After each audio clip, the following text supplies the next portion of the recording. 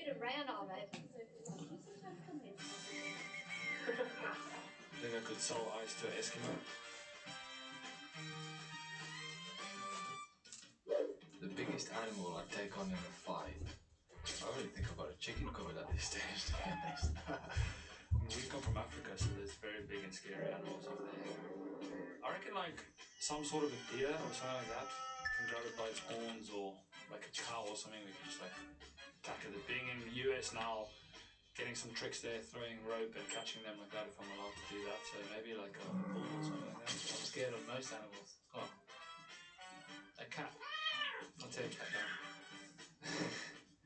Sometimes like when I'm just bored or I'm sat in a car, I just start like doing this stupid whistle. And the people who spend enough time with me hate it. Well, I did sales at a cricket company, so I feel like I speak quite well and I can convince people to buy stuff. I think I could sell ice to an Eskimo, so I think a sales job, but having done that, I hope my cricket career carries on for a while. If I met my 5-year-old self, I would say, don't give up on football. You have a future there. No, I don't. The Gambler. What does that say? Alright, I'll say it. National anthem. Right, brilliant. Emilio, what's your karaoke song of choice? Karaoke song of choice? Live Forever, Oasis. Live Forever, love it. Right then, we've got to sing it, are you? No, well, you can if you want. If you want to, take the there's a stage over there. Right, what we're going to talk about now, Emilio, is running between the wickets. I know you're a master of it. We've seen the ramp demo from David Milan.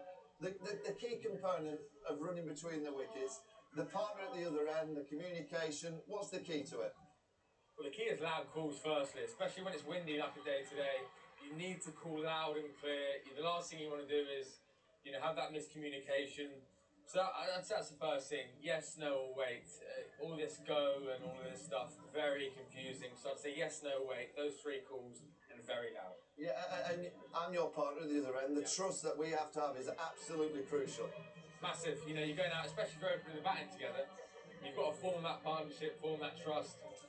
And you can't always go out there and score boundaries really freely. Picking up 1s and 2s, the crux of your innings really, they kind of join the partnerships up between the boundaries. So yeah, it's really important to have that trust, and knowing the partner at the other end is really important. So if you're batting, you hit a ball into the offside and you run into the non-strikers then, just tell all the kids out there which hand you put your bat in, and why is it so important to make sure that you turn so you can see where the ball is? Yeah, so if I'm batting, it's obviously left-hander, and I'm batting here and I hit one to cover, so onto the offside, and I'm calling a 2 maybe or running. The key thing here is I'm running along, and my bat is in my right hand. So you can see where the ball is. So I can face the ball. So if I'm turning, we call it turning blind. If I'm turning blind with my left hand and I can't see the ball, my decision to make that 2 becomes very hard. So it's really important you use your right hand, face the ball. Obviously, if it's to the leg side, you then use your left hand. What batters sometimes do, and I've been guilty of it, is when it gets hot and you're a bit sweaty, you take your gloves off. You've got your gloves in this hand, you bat in this hand, especially in the longer form, you're stuck. The ball goes, obviously, to this side, you can't swap. So it's really important to use your left and right hand, depending on which side it goes. Now, when you hit the ball into the outfield, we see it on the television, you'll see both batters cross. And at the time of cross, you'll hear things like, there's 2, there could be 3. So the communication doesn't just happen when you've hit the ball, it's when you're crossing in between the wickets. Massively, yeah. Sometimes you just know you've hit it, but also you actually sometimes want to say it loud enough so the fielder can hear. You want to put him under pressure. Sometimes you think it's 1, but you say that could be 2, just to see if the fielder fumbles. You want to put the fielder under pressure and run hard. But yeah, you're absolutely right. Mid-crease, as you're running past each other, you might have just a call of, yeah, that's 2 or 3, and ultimately the fielder then is under pressure. Now, you mentioned at the start the relationship with your partner at the other end. You've got a new relationship formed in Test match cricket with Ben Duggan. Just talk us through this, Emilio. Yeah, some nice defence there, clearly a good single. And that's what we here, Ben Duggan here is just, I think, slow to get out the races, as we call it. And And yeah, it's not a great. No, if you're watching, I can't justify that. That simply was Ben Duckett was going really well. I felt under pressure, hadn't got a single in a little while. My reaction there says it all. Yeah, I can't justify that. And as you can see, Carl Jameson finds the funny side of it. So basically, Ben Duckett wasn't quite quick enough. Now, the key to that, though, Emilio, which is really important, if you do make a mistake and you're out in the middle and you do run out your partner, it's very important that you then have to go, OK, that's done and dusted. You've got to get back into the zone and get back batting. Absolutely. Jacob Bethel there, about 2 minutes later, walks out, and the first thing he did was say to me, first of all, that wasn't a great run, but second of all, you then got to forget about that. You've got an innings to play, and you've got to put that out of your mind. You can see that on my face. I felt quite bad for my partner. You have to forget it. So the keys to running between the wicket, really, it's communication, calling loud. What do you say? Yes, no, wait. Yes, no, wait. Don't say go, because that sounds like no. Yes, that's really important. Get rid of go. Just say yes, no, wait, and call aloud. Amber, over to you. Thank you very much, Michael and Emilio there. Very great chat. Well, just a few moments until the first ball of this second game is going to be bowled. But what about the balls that you've been bowling at home? I'm joined alongside the wonderful Ebony Brent. Now, throughout the tournament, Ebs, we've been encouraging the viewers at home. We want them to feel a part of the programme. Send over any clips of them playing cricket. My question to you, is this the world's longest run-up? Have a look at this.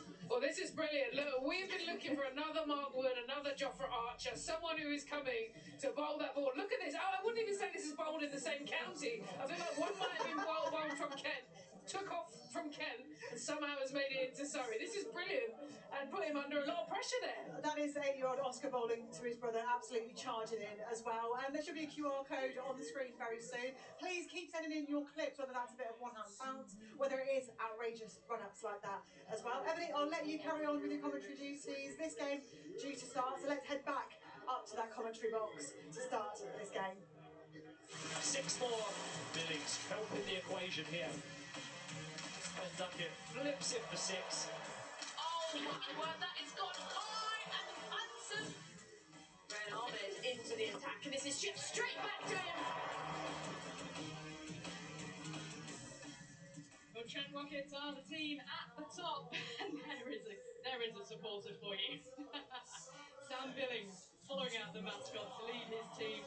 Such a successful captain in the 100, and he's helped get his team up to the top. 16 points, big game for them here to try and get another 4 over the bottom side. Birmingham Phoenix, who have been in some real strife throughout this tournament. But the Trent Rockets lineup is a formidable one, and they'll be well supported here at home to pick up another 4 more. So it was Trent Rockets who won the toss, and Sam Billings has said, we will have a bowl. So preferring a chase, KG Martin, that is part of the course here, the 100. Yeah, I don't want to keep it, so I want to change it.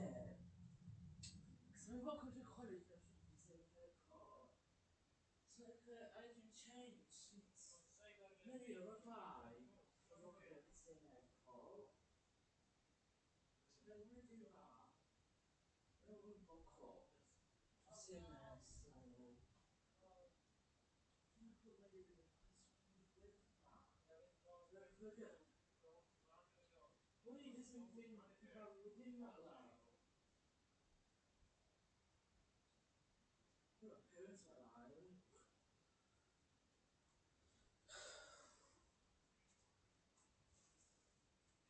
So frustrating.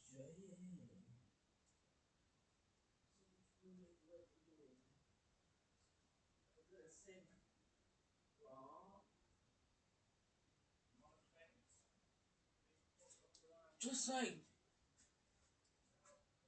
stand as what I'm used to.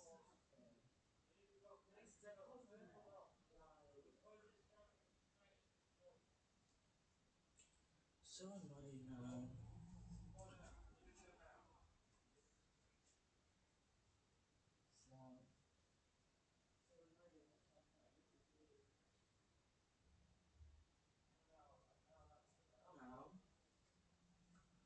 Have you forgotten? Yeah.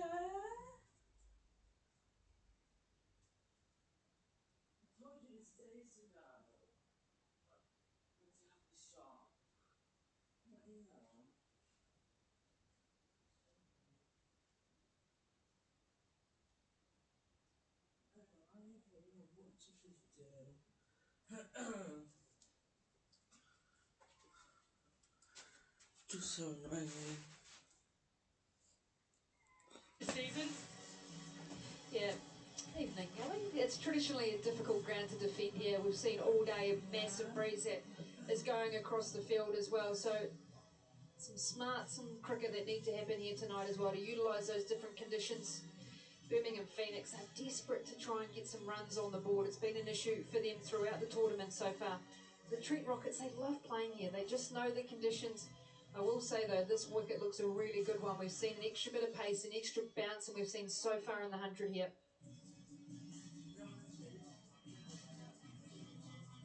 Let's confirm the standings for you then, as they are at the moment. Trent Rockets only clear by a small margin on net run rates at the moment. Birmingham Phoenix wedged to the bottom of the table. They'll be desperate to get the 4 points to lift themselves up off the basements. But Trent Rockets could go clear with a win tonight.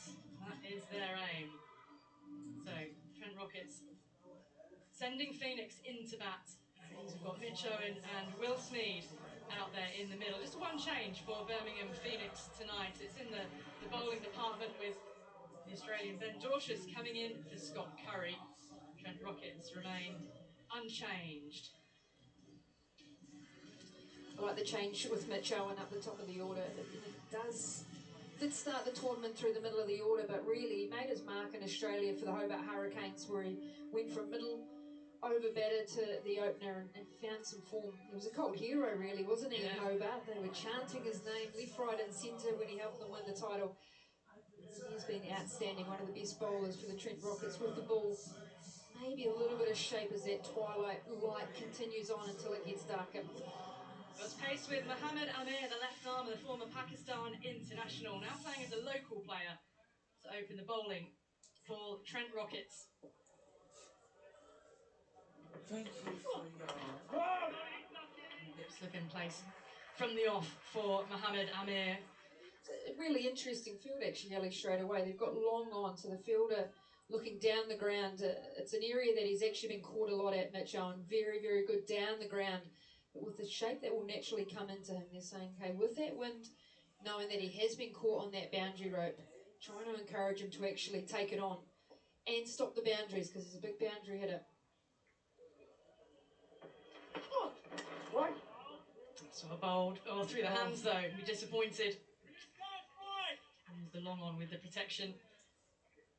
But yeah, Mitch Owen, who not quite scored the runs he would have wanted to just yet, was promoted to open in the defeat to Welsh by 18 on 14 on that occasion. £130,000 signing was Mitch Owen for this season. Will Smeed. Such an interesting story, isn't he, Will Smeed? Because he, again, had a fabulous 100 season, a player that really benefited from the profile of the tournament. Shunned red ball cricket for a while, but he is now back playing it. So... Yeah, made his first class debut for Somerset only this season. After saying, no, I'm going to concentrate on white ball cricket. I've got the 100, I can play in the SA 20, I can play in the ILT 20, I can earn some money at a young age, but he's actually decided, no, I do want to like knuckle down and play some good red ball cricket as well. You almost sort of learn the base of your skills playing red ball cricket, I think.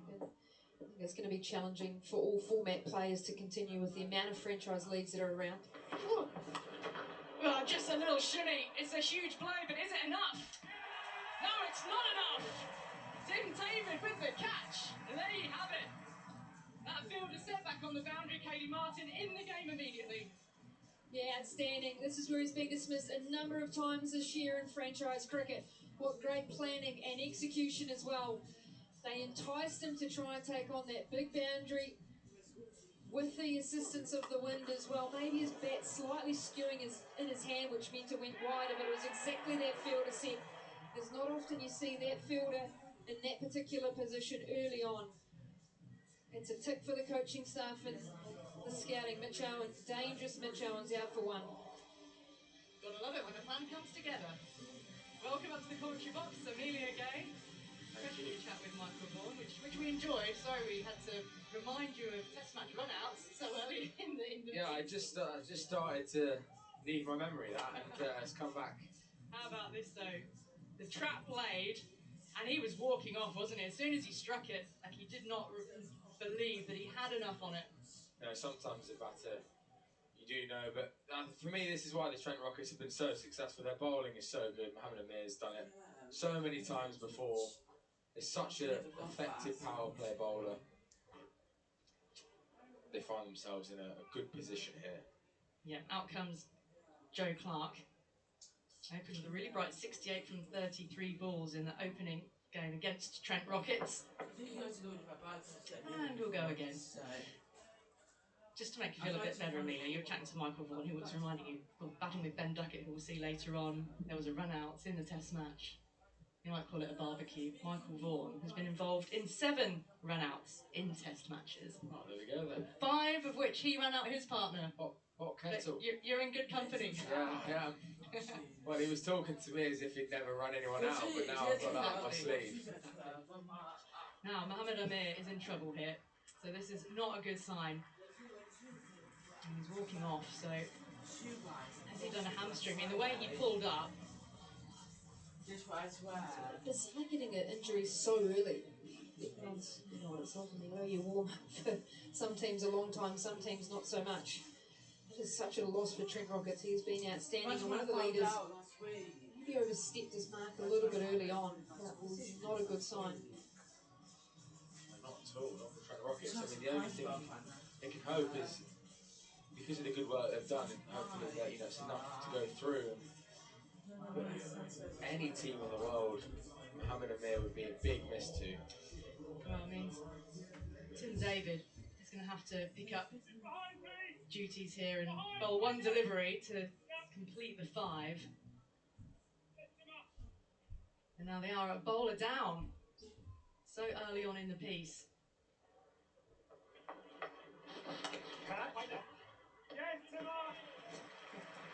He should have got a wicket there. He would have been. He is such a character, Tim David. They could catch up with him before the game, but picks up a wicket there. Dirty one delivery to get through, straight to the hands of point. You would not have stopped hearing about it. Well, it's a really sad sight, isn't it? Sorry sight to see Mohamed Amir off injured. We'll get a little bit of treatment. They'll suss out what the issue is. We'll see if we get any kind of update. So Craig Overton from the Stuart Broad end of the ground. And Amelia, what does it do to a side when you see one of your key players walking off the field like that so early on? I mean, there's concern for the player, concern for the fortunes of the team in the match. Yeah, massively. The first thing is obviously you're concerned for the player, of course, not just his injury, but his well-being. Of course, everyone wants to play and be fit. A bit like the run-out, really. You've got to try and put it behind though, and really go forward. You've got a game to win. Wait there. Craig Overton comes on, and another very good power play bowler to replace Mohamed Amir. I've faced him a few times actually in different formats, and what you get with Craig is consistency. You know what you're going to get. He's a very good performer, of course, but he comes in this format a little bit like Red Bull, slightly shorter, and just really hones in on the stumps, top of off stump, and like I said, what you're going to get with him. So he's a really important player. In his prime job here is with the ball, but he can also be a mighty finisher with the bat as well, can't he, under pressure, which we've already seen in this tournament. Well, he did that here, didn't he? Last time we were having some coverage here, it was outstanding. It was brother v brother. He's just a banker, isn't he? Yeah, against London Spirit. Yeah. Banker in the power play, and I think that's what you need as a captain. There's Sam Billings here. There's a lot to think about as a wicket keeper and a captain as well, around your bowling options. But when you've got someone so reliable like Overton, it does help. I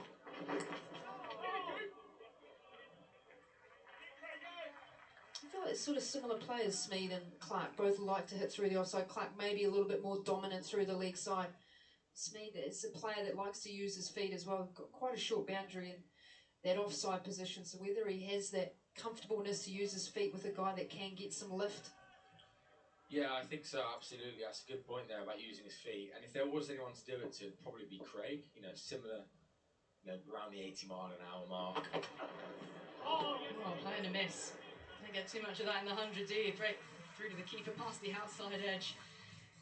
So just 3 runs off the first 10 balls, despite Trent Rockets now being a bowler down. But what do you make of the batting lineup, Emilio, with the depth that Phoenix have here? Well, Mitch Owen's a big wicket. You know, we know what he can do at the top of the order there. Rehan Ahmed, for me, is, you know, everyone talks about his spin, which he is very talented, of course. But I was so not surprised, but impressed when I came into the Lion setup and played with him. His batting is very, very good. He's got so many options. Obviously, Laurie Evans and Donovan Ferreira, you know, they've been around the world and played brilliant franchise cricket and done exceptionally well there. But I personally think Smeed and Clark here, this partnership is going to be massive. You mentioned they are similar, which they are, but they score in different areas, and I think this partnership here could be the difference in really getting them off to a flyer. And Craig Overton's swinging around for another 5. So back to back, albeit from different ends here. So it's a quick adjustment to make for a bowler to bowl 5 from one end and immediately another 5 from the other. Now, ask the player. This is a very popular feature on our coverage this year. We've got Sam Billings mic'd up for this innings, the captain and the keeper. So if you use the QR code, send your questions in to us. We will put them direct to Sam when he's not busy making those takes behind the stumps. But we'll get some insight from him as the game goes along. But do send your questions in. Absolutely anything you like. He's told us he doesn't mind any question. He's open to it all. And we've had a lot of fun with the players on the mic. But Craig Overton here, 1 run from the 7 balls he's bowled so far. It's excellent.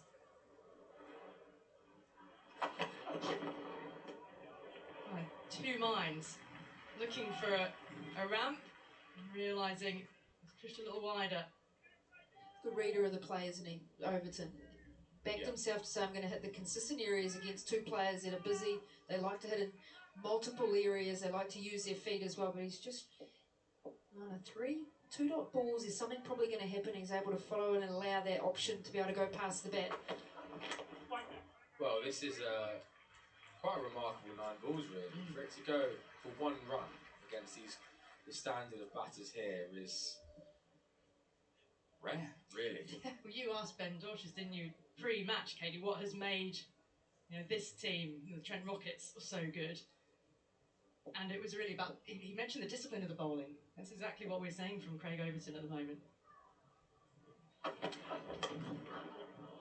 Battered. Well, there's the power that Rockets will have to contend with if either of these 2 get hold of it. Much needed boundary. Using his feet there is all. I think that was brewing, wasn't it? It was the option. Craig Overton operating around 80 mile an hour, but a consistent length allows you to potentially do something like that. The only thing about being predictable is the batter can potentially have a plan. However, that's an unbelievable 10 balls, only going for 5 runs. You almost say, can you stay plan A as long as you possibly can, and know players that are quite inventive, that they're the ones that have to make the play. And yeah, it's been an interesting start. It's not like a Matt Henry who bowls a little bit fuller than Overton that can get the balls seaming around. Started to find a little bit more form in the last couple of games. Your compatriot here, Katie. Oh no. Matt Henry has disappeared. And he's made it over the rope as well. The first 6 of the innings. It's 2 full, wasn't it? Just in the slot. Even though he's heading into a strong breeze in that area, he is so strong off his legs. Joe Clark tends to just get that back leg across, and he just holds a strong position as well. Bowlers look to target that, but it's that position that he gets into that allows him to swing the bat through. He's got to pull the length back, surely. It's a brilliant shot, but I think Matt Henry there is a little bit unlucky because of Craig Overton's great work. I think the batter was going to probably try and hit that wherever anyway. Oh, just a shimmy to create the room over the offside. Massive. I think it's been spilt. It has been spilt. But wow, consecutive 6s. That's a way to welcome a bowler into the attack. Not taking much time to look at that.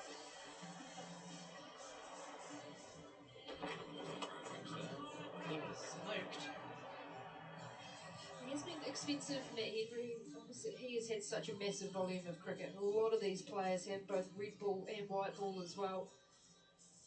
Just hasn't found that natural length that he does, which is just hitting the top of the stumps, maybe a little bit too full. But he has made a change. He's put that deep mid wicket out, so he's saying he can bowl some slower deliveries, but also a little bit tighter.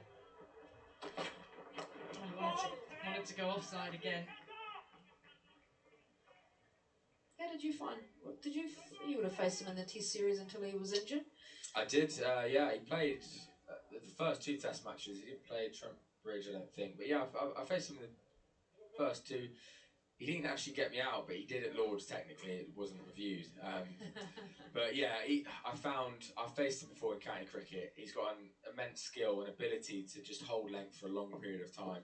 And in red ball cricket, of course, that is the most important thing, probably. Oh, Billings thinks there was a little edge. Well, we've had Clark smashing 6s. Will Smeed has yet to open his account.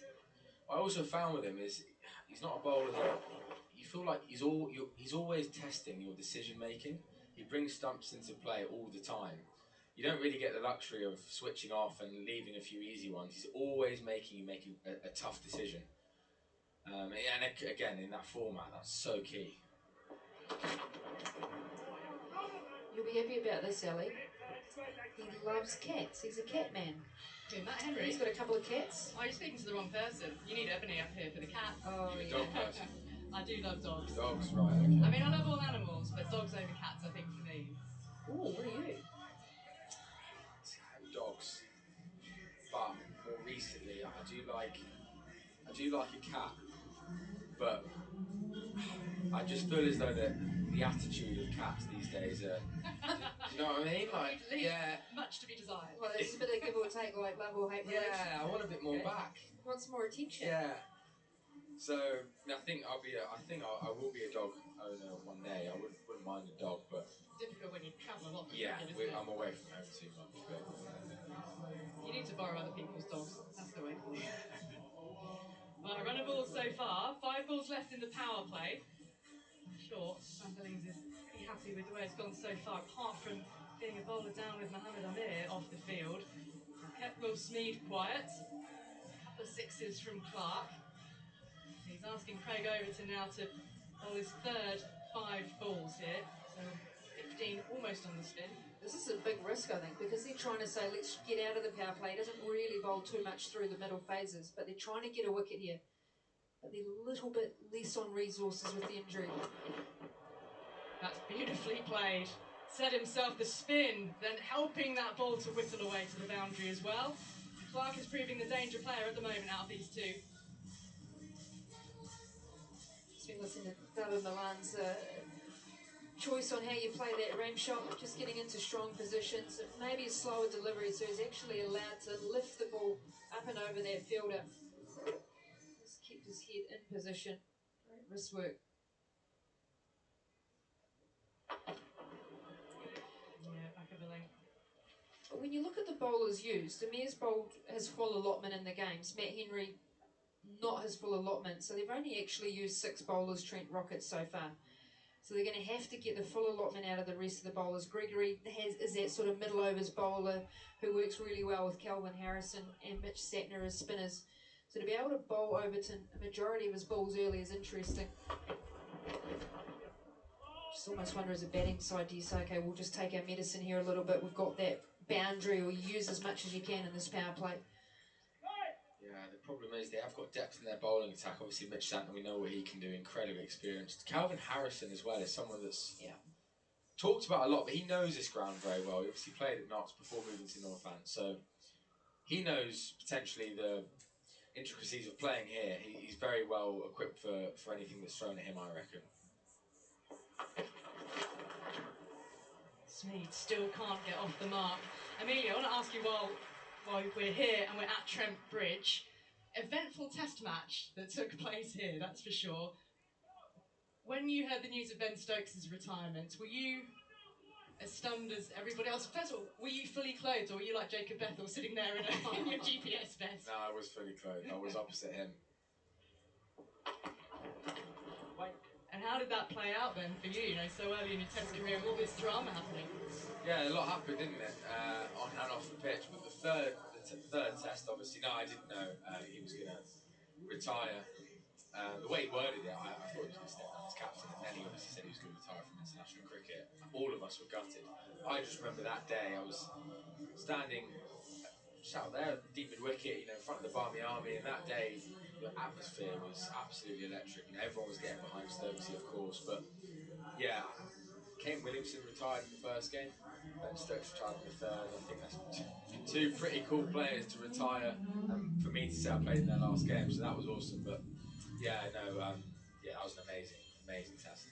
Yeah, it was quite something. And what about when you found out that Ben Stokes was going to be opening the batting, which was your spot? 25 balls off the power play, by the way.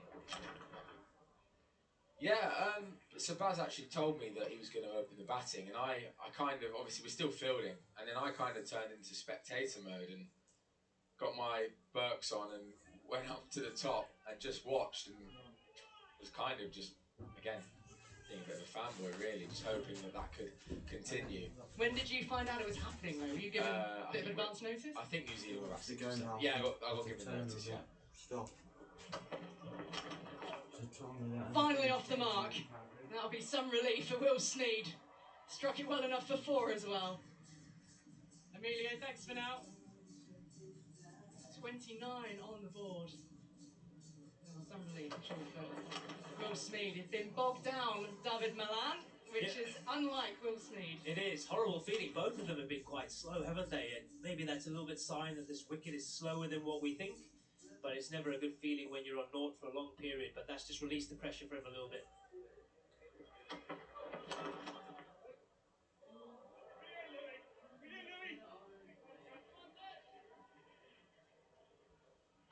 Well, an eventful power play when you consider Mohamed Amir being injured so early on, then consecutive sixes, Matt Henry disappearing, but then Will Sneed at the other end struggling to score. A lot been going on. Yeah, you'd have to say that the Trent Rockets would be the happier camp here, considering they had a bowler that went down and they've only 30 conceded so far of 28 balls. But yeah, look, I think the challenge for Sam Billings now is going to be how he's going to juggle his bowlers, how he's going to make up Mohamed Amir's 5, especially if someone else gets a little bit of a treatment in the game.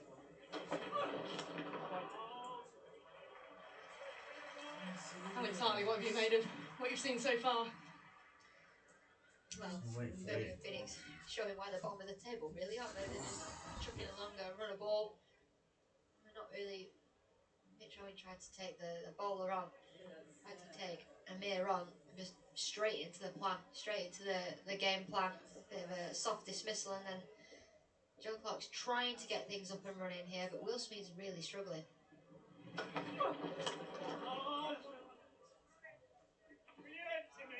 1-2, but again, keeping the batters under pressure, just a single. 31 from 30 balls. Sam Billings, Ali Mitchell up here with Alex Hartley and David Malan. How are you doing? Yeah, very well. How are you guys? Thanks. We're all right. You've lost Mohamed Amir. Talk us. I've noticed. Yes. What are you going to do Just in case you didn't notice, we'll let you know. I'm trying to use my one brain cell to come up with a solution. So, yeah, not ideal, obviously, but 2 points, fine legs. Sorry, guys. No, we'll watch you set the field. So yeah, just one of those things. Obviously, we've had a pretty busy schedule, so yeah, happens. Bit square, Mitchy. But yeah, I'm trying to get it.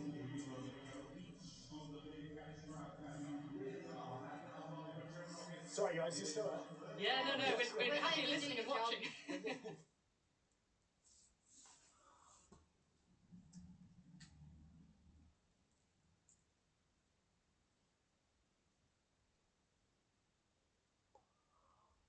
Always had a technique when my white gloves start waving. Have you got players that ignore you? Because I definitely would. Oh, that's got ball count, brilliant. Just get a bit squarer there for you. Yeah, squarer, yeah. Yeah, that'll do. Give yourself a couple. I think we can just listen to Captain Mike here, to be honest.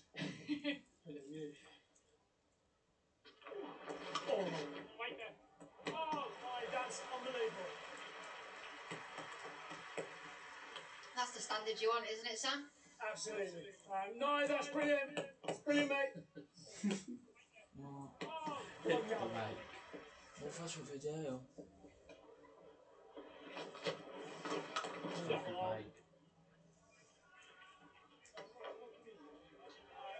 Nikki, do you want the main Oh, Cal. Cal, do you want my leg into mid wicket? That was you told. Just trying to offer options. You're nice and fine, Hennes.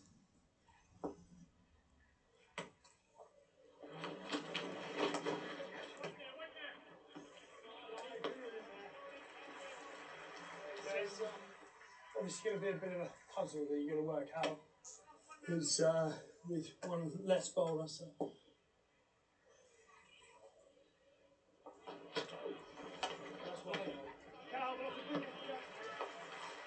A good 5. Sam, you began with the long on fielder to Mitch Owen. Was that a very definite plan?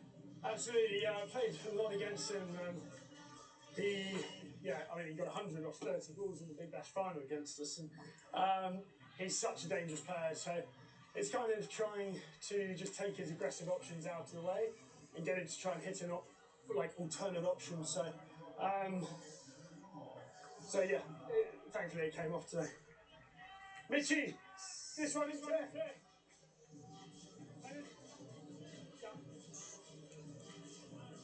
Right, Santner into the attack. Talk us through why you put short third to mid wicket, Sam. Needs to be the right position.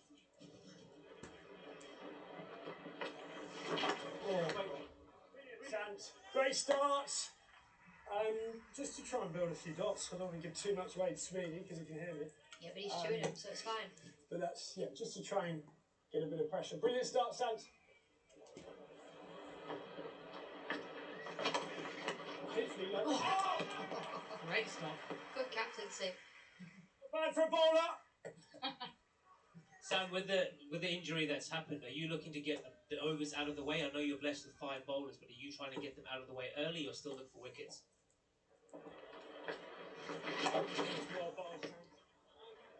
It's been a combination of both. It looks a really good wicket actually. So yeah, I think 45. Happy at 45. It's a combination of both. Try and build pressure, obviously, through dots. Looks a really good wicket. So just give yourself a couple there, Ducky. So try and get wickets that way.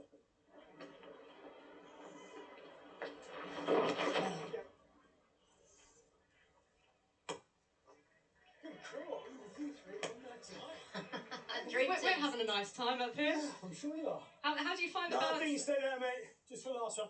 How do you find the balance, Sam, between bowlers who know what field they want versus bowlers who almost sort of look to you to help set the field? Sorry. Catch that. Catch that. Here's a chance. There we go. Safe hands for Craig Overton. Well done, Sam Billings. Well done, Mitch Santner. Yeah, very good captaincy. He was able to keep Santner in. I know he has to make up some overs, but Santner's bowled a really good over there. He managed to have mid-wicket in. Santner taking a bit of pace off the ball there. Speed looking to get a bit of power by using his feet, just not able to get the timing. Craig Overton takes a really good catch on the boundary. Fortunate for Speed, innings comes to an end.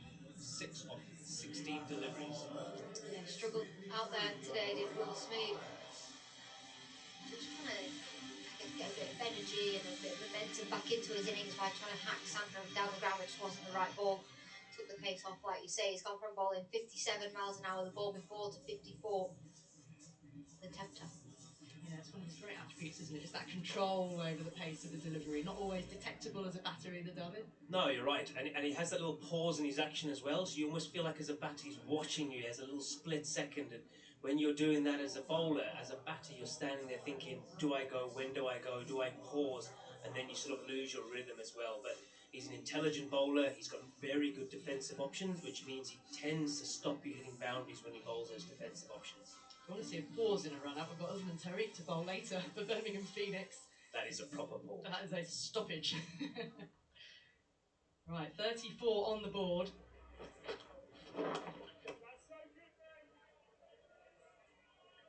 I really looked at Clark now. Well, this was Santner picking up that wicket of Will Smead, who was struggling to get going. Craig Overton in the perfect position to take the catch in the deep. Yeah, what was good there as well was the line. Not only the pace that he's varied, but he also cramped him up for room as well. And if you just watched in Smead's hands, the bat just turned as he made contact. That's so well. I think we've still got some. We're picking him up on the stump mic, so it's like we've got Captain Cam, Captain Mike on going.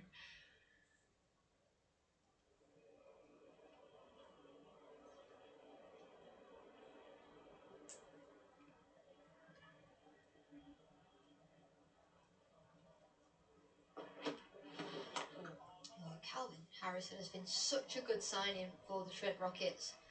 Always gets picked up in a team, but it always seems to be an injury replacement or a last-minute signing, wild card. All 8 balls here, only conceded the 3 runs. And he wasn't an original pick, was he? He came in for Brad Curry.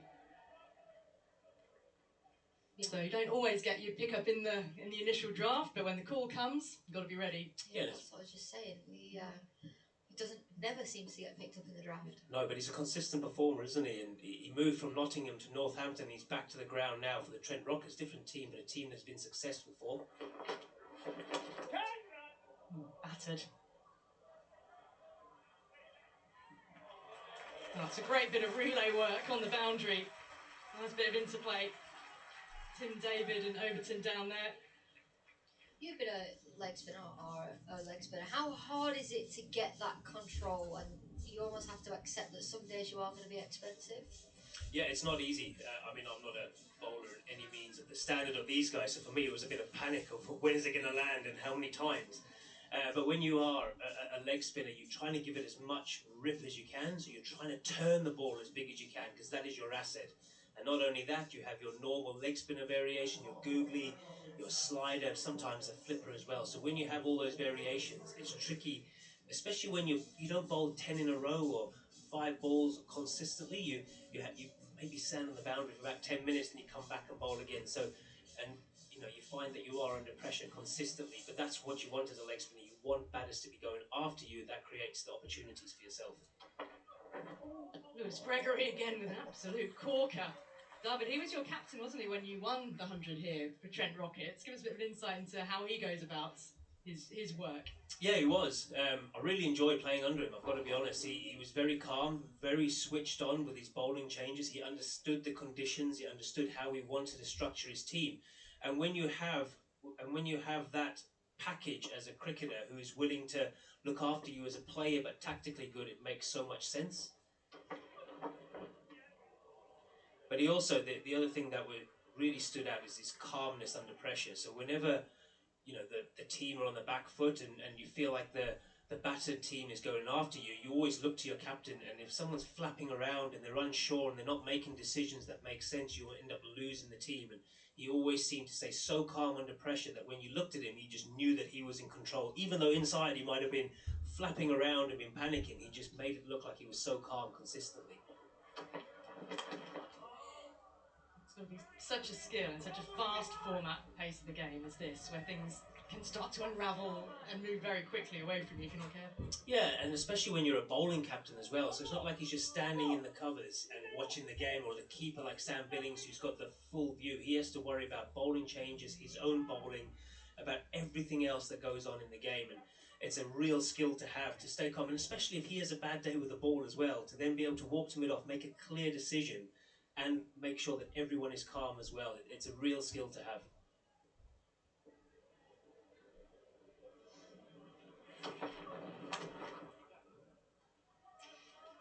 Keeping the lid on Phoenix here, reaching the halfway stage of the innings. And it can always help. We've got Sam Billings as captain, has other leaders around him that all contribute into the decision making. Yeah, well, good leaders ask for advice on the field. You've still got Mitch Santner as well, who's captains New Zealand. You've got Ben Duckett, who's been around for years, so you'll always be able to run ideas of players. And when you have a good group of players like that are able to give the information, you feel like your job is made easier. Gregory's last ball finds a fielder again. Well, it's been excellent 10 deliveries from him, just 9 runs coming from it. And that's really reflected overall. Just 42 runs coming from these first 50 balls. And 2 wickets down. I'm heading out. Alex, David, you're going to be joined by Michael Vaughan. Yeah, if you're just joining us, Amir only bowled the 4 balls before he went off injured, and Tim David bowled that 1 ball to finish his lot of 5. But the Trent Rockets here have been adaptable. They've brought in Calvin Harrison and Mitch Santner, bowled nicely together throughout the middle here, and Sam Billings was just saying it's a bit of a puzzle, Malin. Yeah, it is, and sometimes when you have the injuries, when you're going to bowl your bowlers, I think what helps here is that there are no left-handers currently in the middle with for the Birmingham Phoenix, because it means that they can just bowl Santner and Harrison all the way through, and then you're almost getting out of the game, out of the middle period where you want your spin to bowl without any pressure. Good evening, everyone. Alex, David, 29 dots in the first 50 balls for the Phoenix. Make that 30 now. You've been counting, have you? I've been doing some counting with Nicky Miller to my left. Only a few boundaries. We saw plenty last night. It's a lot of dot balls, that, isn't it, in the first 50? And that's the chance. It's high. And that's another one. Overton under that high ball. Safe pair of hands. Nice bowling from Harrison this time. Yeah, it looks like Harrison saw him coming. He's managed to drag his length back. Rian Ahmed running down the pitch and giving it the kitchen sink. And, you know, Sam Billings saying slightly earlier that he thought this was a really good wicket. It doesn't look as if the ball is coming on as well as we all thought, but Rian Ahmed gave it the kitchen sink, tried to hit that for 6. They were under pressure. They needed something to give. If you have to say there was smart bowling from Harrison. Rian Ahmed's short innings has to come to an end. 5 of 8 deliveries. Yeah, smart bowling. He's having a good season. He's having a good couple of seasons, actually. Calvin Harrison. Well, at Northampton. He's 12 balls into his evening. He's got 1 wicket for 6 runs so far.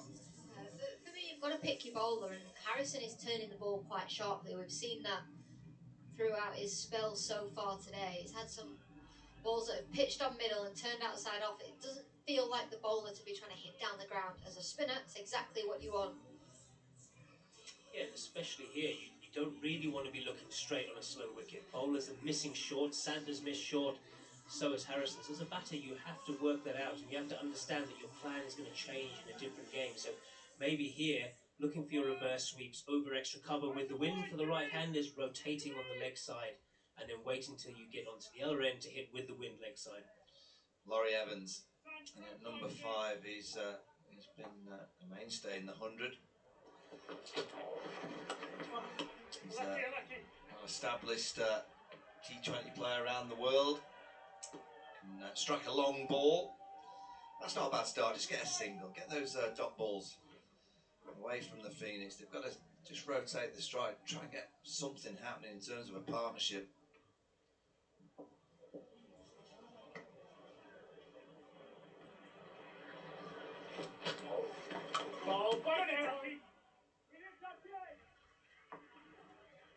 Joe Clark plays all his cricket here at Trent Bridge, so he'll know the surface. He's 29 from 26.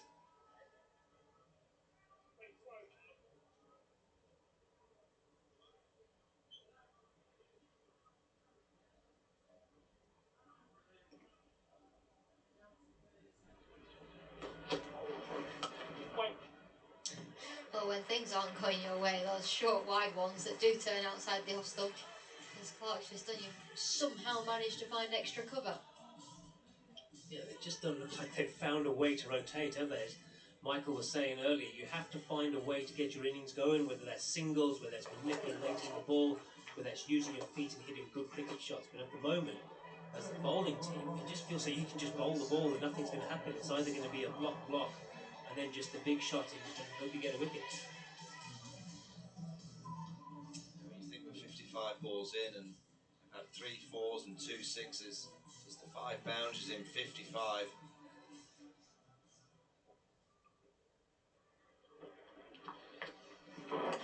Mitchell Santner. He's bowled 5 so far. That's his 6th delivery. He's got 1 for 3. Such a wily, experienced left arm spinner.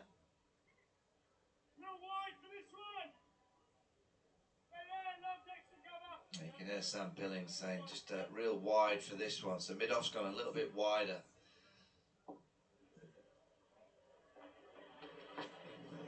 A little bit of tweak, Alex. You like to see that? I love that.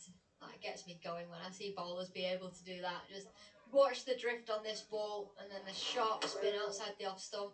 Oh, spinner's dream.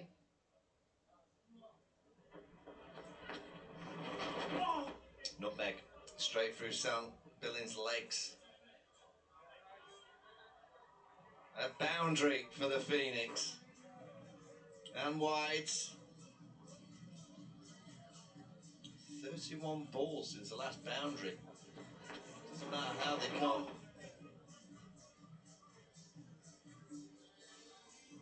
But Laurie Evans there, for the first time we've seen a batter give himself a little bit of room, do something different to make the bowler think that they can't just bowl it at the stumps. And I know he's not gone for 4 wides, but it's made the bowler do something different.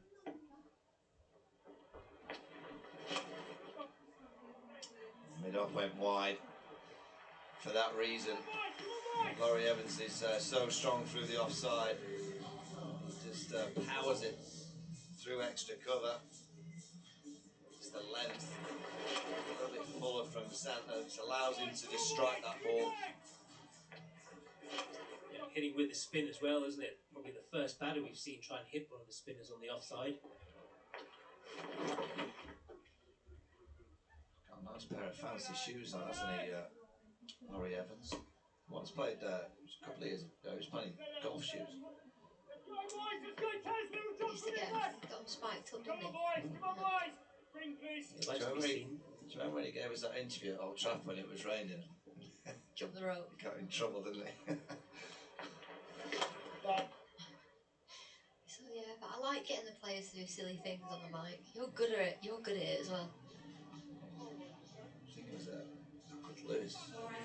Well, You have the sheet in well, front you of went, you. go on, tell us a score. 55 from 60. 40 balls for the Phoenix to strike. Can they get another 70 or 80? To 130, 135. I think that'll be a good effort from this position.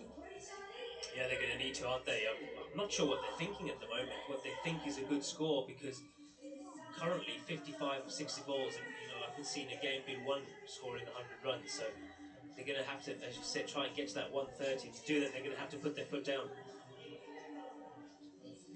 It's going to be Overton back into the attack. Just the 5 balls remaining. Craig Overton, what a season he's having. The bat and the ball.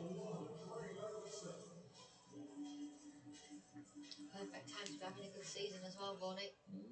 All-rounder spot up for grabs. Really good hands from Joe Clark. He dances down and hits the ball on the top of the bounce. This is really nice from Clark. Wasn't far away from that deep cover fielder either. The ball just gathers pace and it goes across those practice wickets. It's good to see a few orange flags in the away fans have snuck into that stand to our right. I see many of the orange flags being waved, but there's just a few over there. Brilliant. Really good. Santner in mid-off. Fielding so important in the shortest format. Yeah, looks like he's got a little bit of a grass burn there to show for it, but I have to say, brilliant fielding. Full stretch dive from Santner, who is one of the better fielders going around. So casual as well, wasn't it? Yeah, easy, isn't it? Like, I can't remember everything. With the wind. And into the stand. It's the first time really there's just a little bit of a momentum shift. Really good shot from Joe Clark. Yeah, looks like they've targeted Overton. They finally decided something needs to give, isn't it? Like at least they're hitting with the wind. And Overton, who's dropped that in, Joe Clark absolutely smokes that.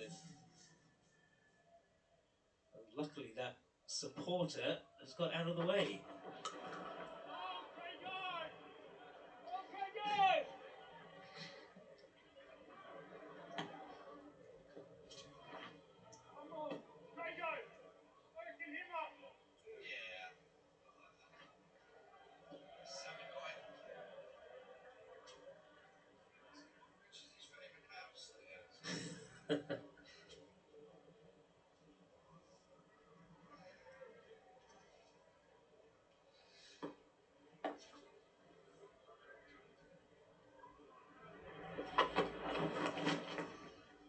Two's the call. And it's going to be a comfortable 2, I think. Yes, good running. Fielders have got to go right on the boundary on that leg side because of the wind. So if you can just dink it onto that onside. It's an easy 2 there. Good batting from Laurie Evans.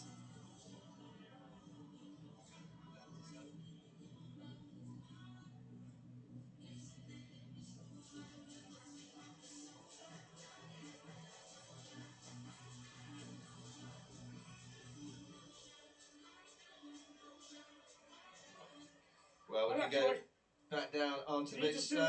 Samuel, it's Michael Vaughan up in the com box. Oh, he can't hear us. Look, come on, Sam, get your earring.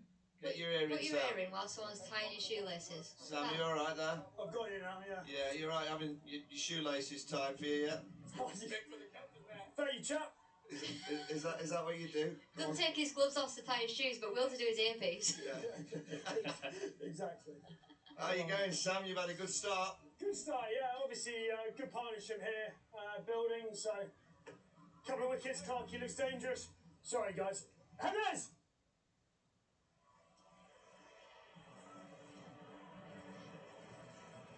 That is, he plays the paddle. Yeah, and he plays it a lot.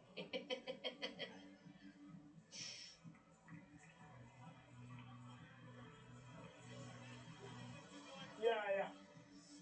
Sorry, guys, I'm back with you now. Yeah. So when you identify a player like Laurie who plays that, is there a ball that you're going to try and bowl to stop him playing it? A lot of slow balls, hopefully.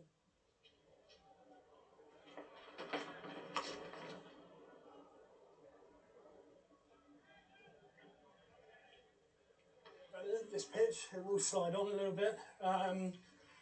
But yeah, it definitely feels like just kind of old school, old-fashioned bowling. That 4-day length is tricky, yeah. Hey Sam, you know on the BBC this year we've got this QR code that people can scan and ask you a few questions. I've got one from Stuart. I don't know if it's Stuart Broad, but it's Stuart. What is the Trent Rockets' favourite cheese? What a bizarre question. I'm not a massive fan of cheese, to be honest, but you can't be just old school cheddar, really, can you? Yeah, you'll have a nice cheese board at your house, Sam, won't you? Bit of claret, as well. A bit of port. They really not to. He likes everything that comes with the cheese board. Yeah, exactly. For the burgundy. We hit you with all the hard questions at the BBC.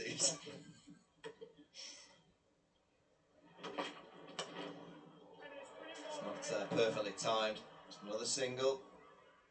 Got you another one here, Sam. Yeah, not this one is from Shaquille. Do you have any weird or unusual items that you always pack in your cricket bag?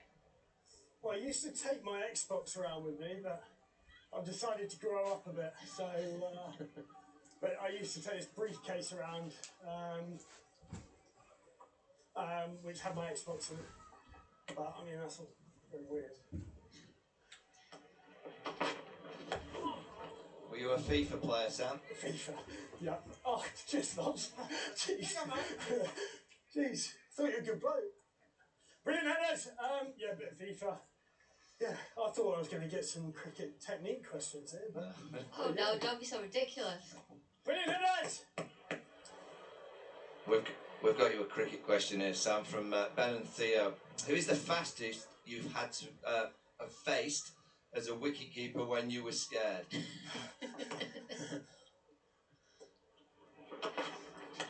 Oh, nearly. Really tough chance. I would have been scared about that.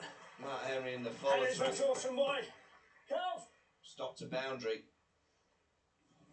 And it is the fastest, Sam. Brilliant, Henry's. I think one of the most memorable was a guy, brilliant mate, Bob, was Doug Bollinger. Oh, Doug the Rug. Doug the Rug. And Why would he call him Doug the Rug? well, you know, a bit of AstroTurf on top of the face. Yeah, he was a brilliant character. But I remember one of my early years at Kent. He was bowling against Graham Smith, and that was one of the best spells bowling I've ever kept to.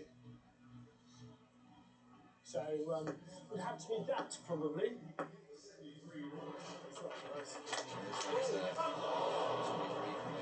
In his follow through, it went so quickly. Just a stop, really. It's done well to stop him in the face. Calvin Harrison back into the attack. Two's the call. And we'll settle on a single. Thanks for your time tonight, Sam, unless you've got anything else for us.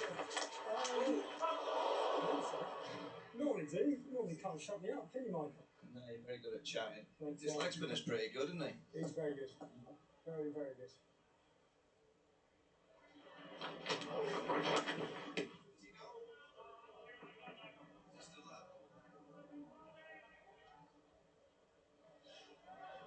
He's a good operator, Sam Billings, behind the stumps. Obviously with the skills of keeping, but I think he's still chatting to us. But He's talking to someone. We turned him off.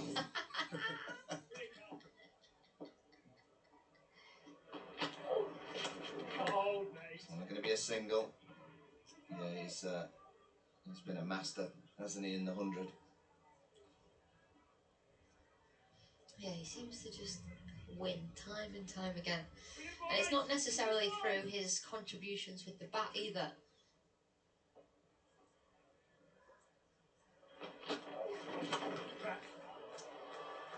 That's a clean strike. That's a really good strike from Joe Clark. And it's a 50 for Clark. Second this year, 6 overall in the 100. And he comes off 37 balls. Yeah, very good innings from Clark. He's played himself in, if you want to say, taking the game deep. He's managed to find a few boundaries in his last 5 or 6 deliveries and managed to get the momentum. But that is a brilliant shot and a slow wicket where no one has timed it well.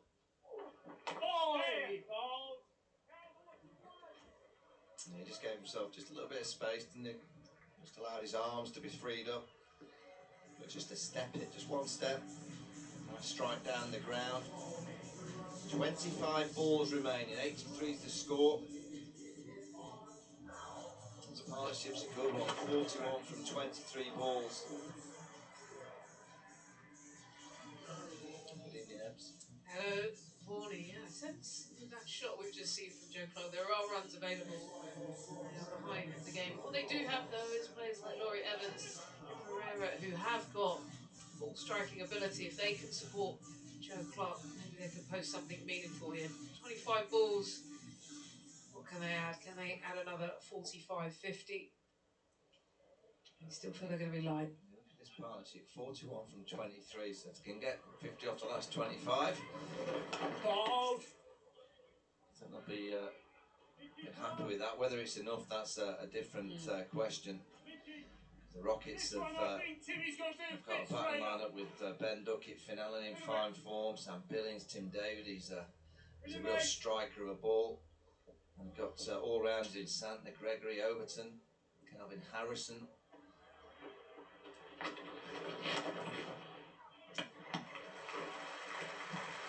He's bowling just a little bit slower. Good evening, Kate. Evening, how are we going? Very good, are you? Yeah, good, good.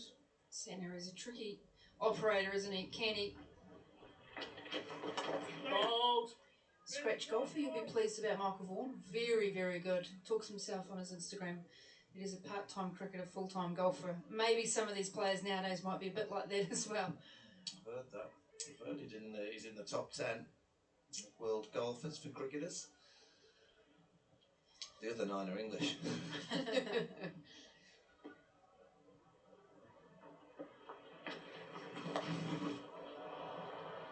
It's a short one. It's not often that you get a gift from Mitchell Santner, but it's short and it's well put away. Yeah, really nicely picked up here. Laurie Evans knew straight away it was that sort of more fired-in delivery. A bit short going down leg, and it's just easy to help over that shorter boundaries. Well picked up by Laurie Evans.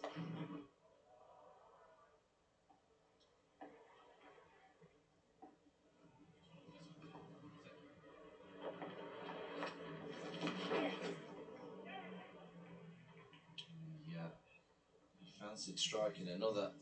Now he's heading into the wind. Square of the wicket on the leg side. Really short.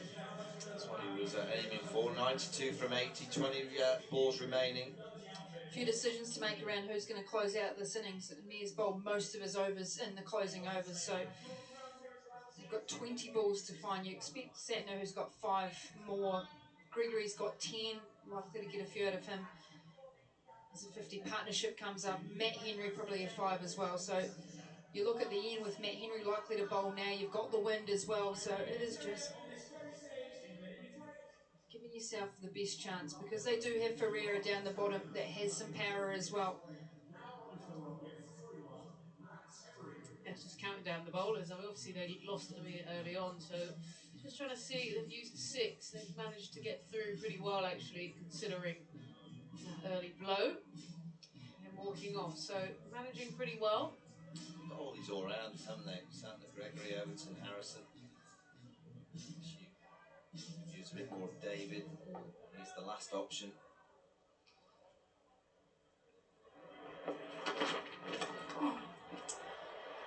And that's an easy one. And it's the 4th wicket down. It's Matt Henry back into the attack.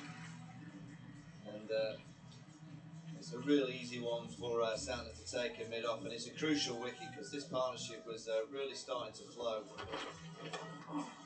This one we've really seen a Matt Henry put it into the surface. Maybe just slightly rolled his fingers on it as well, just leaning back on the shot.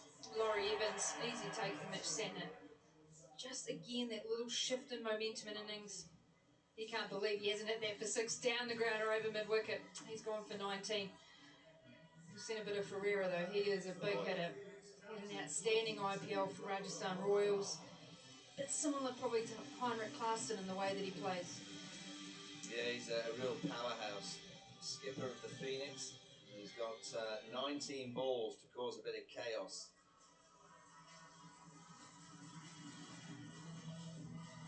Look at that strike rate, striking at over 181. So you almost don't want to bowl spin to him. So when you look at the overs, you've only really got Mitch Santner with the 5 balls to go, and he's pretty wily in the way that he goes about it.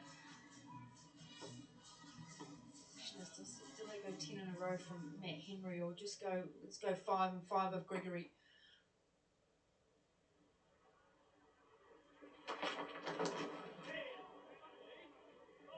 Brilliant ball first up.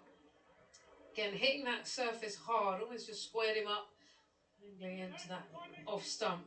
It's not a ball that you can really get leverage, so navigated it well. Yeah, he just whacks the pitch to try and hit the top of the stumps. He's got variables, he's got slow balls, but you see that last ball there, just that's the ball that did for Laurie Evans. We saw many of these kind of deliveries in a test match at the Oval. He got all those wickets just hammering a decent length.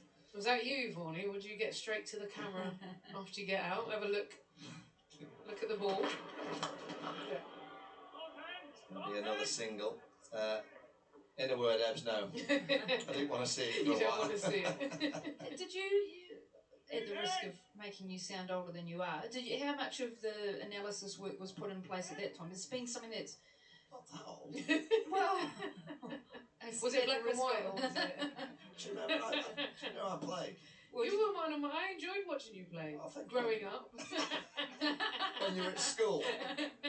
Kindergarten. Oh, good bouncer. Surprise delivery. Didn't you get a fax to say congratulations on being captain? Just report to HR. What's the night? Wednesday night, no HR on Wednesday night. Just play bullying. It's a cracking ball. Again, this is what he does, Matt Henry. He's really smart and clever. He knows that Donovan wants to get on that front foot.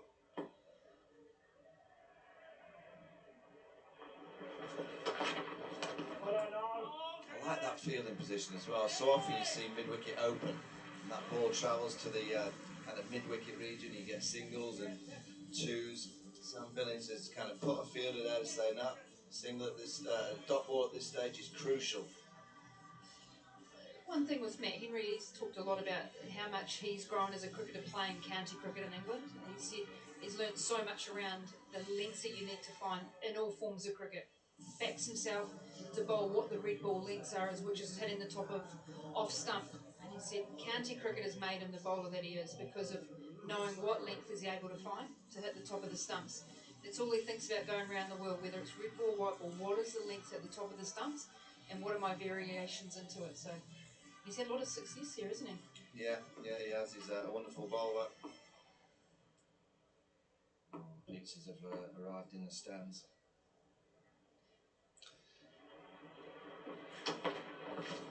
Lewis Gregory back into the attack. Yeah, it's just a little bit of zip off the surface. Yeah, but I think Ferreira fancies a bit of this. You can almost see him sort of setting himself. And this one just kissed through a little bit quicker, but just look at that shape. He is wanting to hit this out of Trent Bridge. It's probably an area that he struggled with the 100 this year, just over-hitting it. He's such a good striker of the ball, where he just loads up and hits through the line. Well, there's a chance down at long off. Overton again, another safe pair of hands. Third catch for Overton this evening. And it's Gregory with his first Somerset teammates. I think that's an outstanding length from. This is a similar area. He's being targeted all the way throughout this 100. Is back into that length, and meaning that he's trying to hit that off his back hip. That's when you get those top edges, because he does play those cross-back shots. So they've really targeted him on that length to say try and hit that up and over when he does slap it like that. So just a little bit of a trend at the moment going for Ferreira. And sometimes when you're in the runs, people start to work you out and work out different options to you. He's gone for one. Interesting captaincy that you don't want to probably at this stage go 10 balls in a row, because you get an idea of what someone's going to do. Because he's skiddy in nature as well, Gregory. Probably a little bit quicker than batters expect. Good captaincy about rotating the bowler there. He's done a good job. He as well, I was just looking at how he bowled it. It looked like he just slightly rolled his fingers across the seam, gets that extra pop off the surface. He was a canny bowler. Lewis Gregory. That right, it's now one day. Gregory into the attack and just whack the pitch. Sean Dixon. He's got 13 balls. And it's good ball into the field that Sam Billings has set. They just look a well-oiled unit, don't they, the Rockets? I remember watching Sam Billings when he was with the Invincibles, and everything just seemed to go to clockwork. This team is doing a similar thing. Utilises Overton a lot at mid-off position, so he uses him when he's standing back to talk to the bowlers. That is a really hard hit six, flat down the ground. Joe Clark, he's been the standout for the Phoenix. That was brilliantly hit. It's almost more like a sort of tennis bat, wasn't it? Let's just have a look at the replay. The roll of the wrist at the end just to close it and get it flat down the ground. Had no chance. Pace. He's seeing the ball well. He needs to get at least 5 or 6 of these final balls.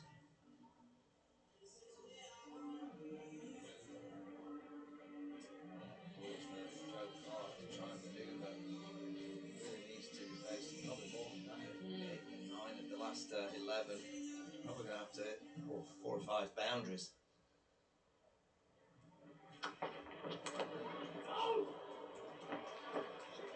That's the perfect result for the Rockets. Joe Clark won't be on strike. Good ball as well. He saw him moving, just banged it into the surface, got it nice and high, so it was hard to get any real leverage there. So you're right, 10 balls. By the way, do you know what fax is? I do. Do you know what? Who's that? Don't they have the? Oh no, the actual fax machine. It's like paper that you Oh, do you know what paper is? So there was like a dial-up, wasn't there? That you get paper come through. And you couldn't use the telephone because, well, when people had phones at home, because it used the same phone line. So if someone was sending a fax, when you'd ring, it would make a weird noise, like an engaged noise on the phone. Sounds like who are you sending faxes to? I used to invoice with faxes. I'm not that much younger than you, everyone. I just like way too long when the analysis stuff comes use in. that tone of voice, like, am I? How old are you, Ebony? Younger than you both, from the sounds of it. I don't want to look at the. Right, 10 balls to go. It's Matt Henry with his final 5. 101 the Phoenix have now. It's going to be 105. A nice ramp. We saw David Milan give a masterclass, Katie, getting you kind of self-square to the ball. Get your arms outstretched. Glide it over the top of the keeper. Yeah, it was outstanding. It was new age better, David Milan, to be able to do this. It was great. Catch it on socials, actually. Just rolled his fingers over. He kept following him, so he maybe got a little bit of a cue. He just held in line long enough to be able to work that up and over. It's not really about trying to get too much onto it, as long as you can get it over those fielders behind the wicket. Yeah, changing field. Third goes back on the boundary. Tim David at long offs coming to the circle. Another dot ball. It's 45 dots out of 92. You know, Dixon, probably more known as his red ball player, but has played a big change in white ball. Sports psychologist in training. Well, he's got a business now. He goes around a lot of schools teaching them a little bit about sports psychology and the way to go about it. So, multifaceted person. We'll try and get back for 2, but it's not possible. Joe Clark back in strike. This is what I've got to put up with next to me. I was on my phone. Ebony has been Googling me just to find out How old is Michael Vaughan? There's a solid decade between us, Vaughan. And I'm next to you. You could have just said, what old? I didn't want to ask. I wanted to stealthily find out. Mate, you need to close the other tabs you had open there, though. The public's all seen those. And the other one was how old is Katie Martin?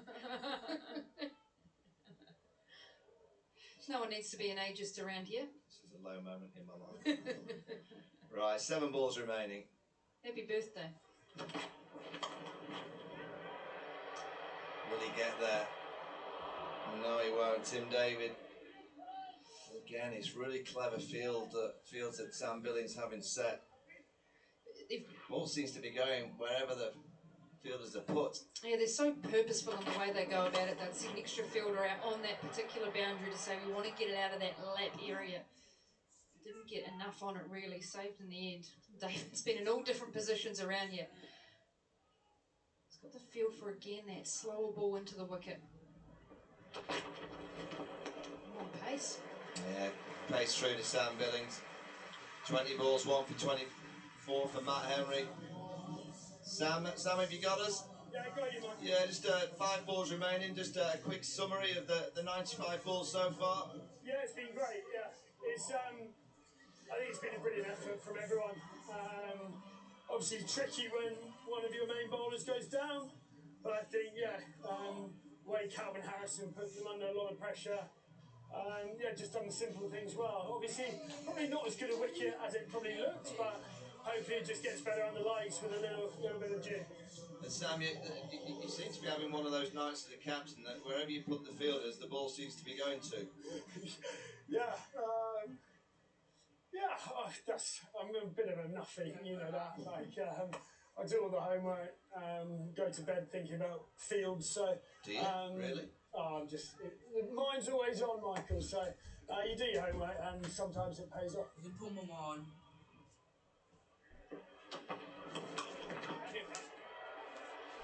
And it's going to be short with deep cover point straight to the fielder once again.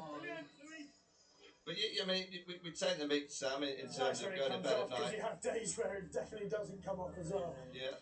So when you go to bed at night, what kind of things are going through your mind? I think certainly as the tournament goes on, nice and fine, Headers. You're on that ring. Sorry, rattled. I just told her to take That's high. And another one for Overton. That's the fourth. All been pretty similar. That's probably the hardest. He looks so easy under the high ball. There you go, 4. He's telling everyone. Good insight there, wasn't it, from just watching Sam Billings, how he was marshalling his troops around. He knew exactly where it was going to be, and again, this is Gregory just rolling his fingers over that one. Getting a simple catch, the fielder was in, ready to go. He knew the length was going to get that catch. Joe Clark, though, brilliant 62 or 45. If anything, the only thing that's held this together for the Birmingham Phoenix.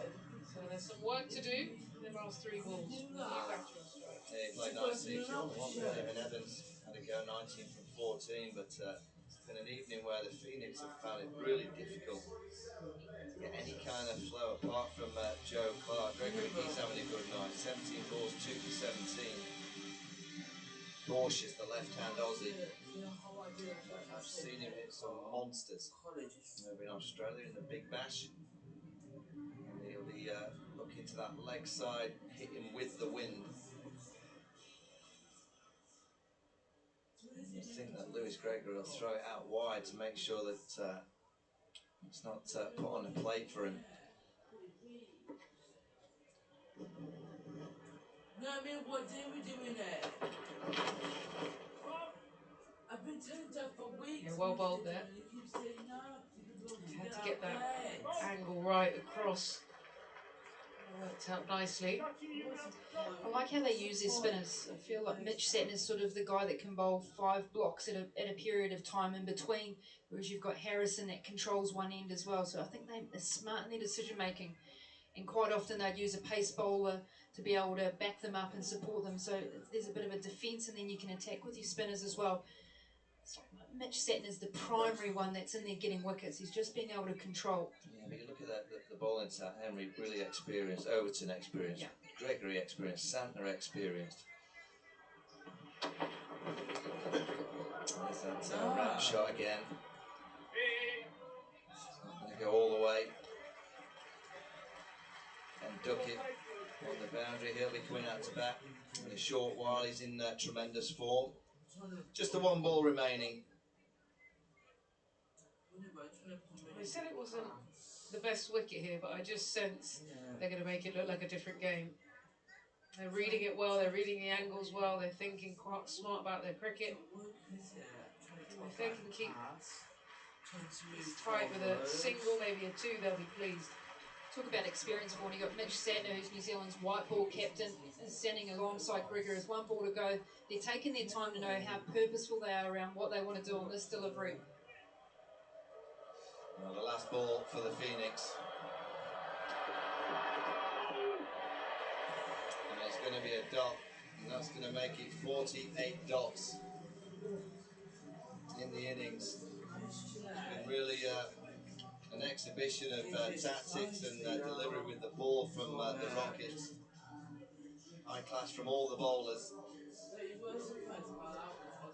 When I came on air, we were talking about getting up to the 40, 50 runs. Well, they've kept them to within 20 in that space of time. That is a bowling unit that really understands what's going on.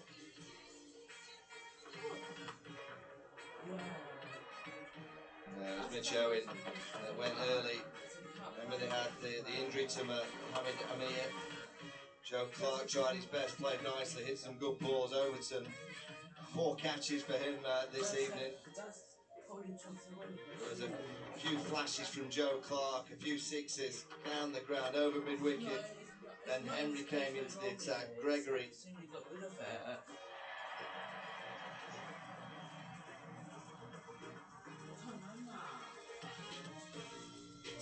Yeah, spoken to, at least so much in this game, is about the openers or the top three being able to get runs. Joe Clark was the only one really that was able to strike. Or Evans. Clark had a good partnership, but there was no other real support. And it was those dot balls, Michael Vaughan, that really cost him, only scoring off half of their deliveries. For the bowlers, Lewis Gregory finished off nicely, picking up 2 wickets and keeping things tight, going at a run of ball. They lost Mohamed Amir, but they were able to get a full set of 20 balls out of their key experienced bowlers, picking up a couple of wickets. Yeah, it's been real quality from the Rockets. They're going to require 112 to win the game. And down on the pitch is Amber with Matt Henry. Thank you, Michael. Matt Henry alongside me, well restricting the Birmingham Phoenix to 111. You must be pleased with that. Yeah, really pleased with that. I think especially when you lose your main man Mo up front as well, in the way that the guys came together and just fought really smartly. I think it's a good track, but there'll be a little bit in it early on, so really pleased with that. In terms of the conditions, we were just joking that it is a little bit windy, it's a little bit nippy. How is it out there? Yeah, it plays a huge factor. I think for us was just trying to be smart about the ends. We're trying to get hit. Obviously that side is tiny with that wind. Once it's up, it's off. So just being a bit smart about it. I think that's why I was really pleased with the guys. We used the surface, tried to get hit to the big pockets and managed to put them under pressure. In terms of bowling tight, sticking to that game plan, how crucial was that in terms of restricting them down to that total? Definitely, they're a dangerous side, and well, every side, to be fair, is really strong this year. But I mean, runs on the board's great, but we need to make sure we chase it down. I think there'll be some periods where they might bowl well and just absorb that and get the chase done. Always great to talk to you. Thanks very much. We'll get ready for the second innings. I wasn't quite ready then. That was a little bit obvious on the TV. I've got Emilio Gay and David Milan alongside me. David, 111 doesn't seem enough against this side, does it? No, it doesn't. They just didn't seem to get going, did they? They sort of hit a lot of balls. I mean, at the halfway stage, between the games, I sort of said, I think this is going to be a high-scoring game, and it just hasn't been the case. Whether we misread the wicket up here, whether we thought it was going to be skiddier, but it didn't seem like there was a lot of bounce. A lot of good shots were hitting the toe of the bat, which is sort of an indication that it's a slower wicket, but you have to say all credit to the Trent Rockets, they bowl well there. Well, was it good bowling or bad batting or a little bit of everything, Emilio? I thought it was exceptional bowling. He got hit a bit more towards the end there, but I thought Craig Overton was absolutely exceptional. You know what you're going to get with him. For me, he really set the tone. Of course, Mohamed Amir getting that big wicket early was really important. Not nice to see him go off and get injured, but Craig Overton backing it up after he got injured. He could have easily left that behind him, but no, he kept it on the money, top of off stump. He was brilliant. It could have been a match-defining moment, that Amir obviously getting that early wicket before he did go off. We are going to see that early wicket from Amir. Mitch Owen playing straight into their plans. Yeah, he did. It's a bizarre shot, really. I know it's one of his strengths, and some of the best batters in the world, they don't care about the fielders. They just see 6s and 4s, but it's really strange that in the first over you're trying to take long on out when the plan is clearly there to be catching you out. But you know, you have to say Mohamed Amir bowling as he did. I mean, I know he pulled up. I mean, that's frustrating for him and frustrating for the team, but it didn't really look like it properly pinged. It looked like it just felt it a little bit, so hopefully he's not too bad and he can still play a part in the rest of the tournament. Would that just be game smart in his experience going off, knowing that they are pretty much through to the finals if they win a couple more games, and just making sure he's all right for the back end of the tournament?